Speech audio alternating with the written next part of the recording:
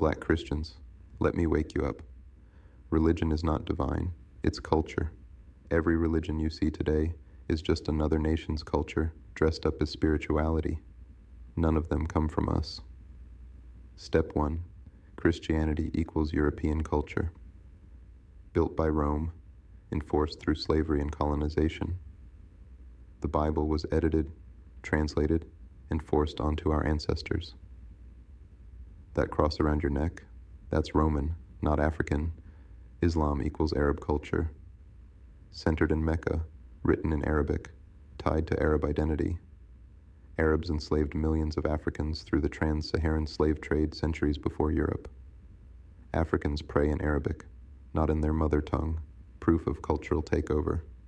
Judaism equals Hebrew culture, rooted in ancient Israel. Laws, holidays, and rituals tied to their land and bloodline. Yet black people practice it while disconnected from their own ancestral bloodline. Hinduism and Buddhism equals Indian or Asian culture. Languages, temples, gods, all tied to India and Asia. Even meditation styles are rooted in their culture. Black folks practicing it are still stepping inside someone else's spiritual house. Step 2. Religion is not universal truth, it's cultural identity. Europeans kept theirs, Arabs kept theirs, Jews kept theirs, Indians kept theirs, but black people, we abandoned ours to wear everyone else's chains. Step 3. But black people, we lost our culture to colonization. We had spiritual systems older than every religion on earth, from Ifa, Vodun, Kemet, Akan, Congo traditions, but they were demonized, banned, and replaced with the colonizer's faith.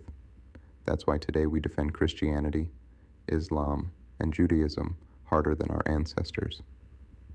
Step 4. Every culture's religion is a reflection of their world, their tongue, their land, their ancestors. But we're the only ones disconnected. That's why we fight to prove a white Jesus exists, instead of fighting to remember the names of our own ancestors. That's why our prayers sound like Rome and Mecca, not like Benin, Congo, or Yoruba. Step 5. The identity trap. Every culture's religion reinforces their identity. Christianity reinforces Europe. Islam reinforces Arabia. Hinduism reinforces India. Buddhism reinforces Asia. But what does it reinforce for us?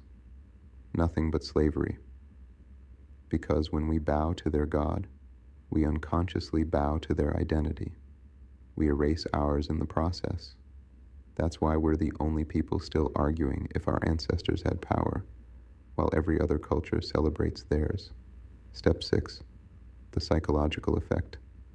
Religion is not neutral. It programs the mind. Europe used Christianity to make you see them as savior. Arabs used Islam to make you see them as divine authority. Meanwhile, your African ancestors were erased from your spiritual memory. That's why today, when a black person prays, they picture a European face or recite Arabic words, not their grandmother's tongue. It's a colonized imagination, a hijacked spirituality. Step 7. The cultural contradiction. Every culture's religion speaks their language except ours. Jews pray in Hebrew, Muslims pray in Arabic, Hindus pray in Sanskrit, Chinese meditate in Mandarin, but the black Christian, praying in English, French, or Portuguese, the language of their oppressor, even in prayer we're still on the plantation. That's not spirituality, that's slavery dressed as holiness. Step 8. Every culture's religion came from their soil, their spirit, their ancestors, but ours was beaten out of us, burned out of us, replaced with theirs. That's why we're the only ones worshiping outside ourselves. We're the only ones carrying a God that looks nothing like us, speaks nothing like us, and comes from a land not our own. And until we return to our spiritual roots, Benin, Yoruba, Congo, Kemetic, we will always be spiritual orphans, serving as slaves to someone else's God. Step 9. The spiritual dependency. Other cultures don't need permission to connect to the divine. A Jew doesn't wait for a priest. A Hindu doesn't wait for a prophet.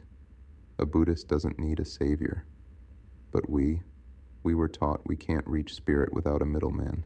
Jesus, Muhammad, the pastor, the priest. That dependency is slavery of the soul. Because when you need a colonizer's system to talk to the Creator, you've already surrendered your own power. The erased memory. Every culture remembers their spiritual history. The Jews remember Abraham, Isaac, Jacob. The Arabs remember Muhammad. The Indians remember Krishna and Vishnu. The Chinese remember Confucius and Laozi. But what do we remember? Nothing, because our memory was burned, our shrines destroyed, our priests executed, our gods demonized. That's why we scream for Jesus louder than anyone else, because we have amnesia about who we are. Step 10. The stolen time. Every culture keeps time by their ancestors' rhythm. The Jews follow Hebrew calendars, the Muslims follow lunar calendars, the Chinese follow their dynasties, the Hindus follow ancient cosmic cycles. But us, we count years from the so-called birth of Jesus, an event we never witnessed, in a land not ours. That means even your birthday is colonized.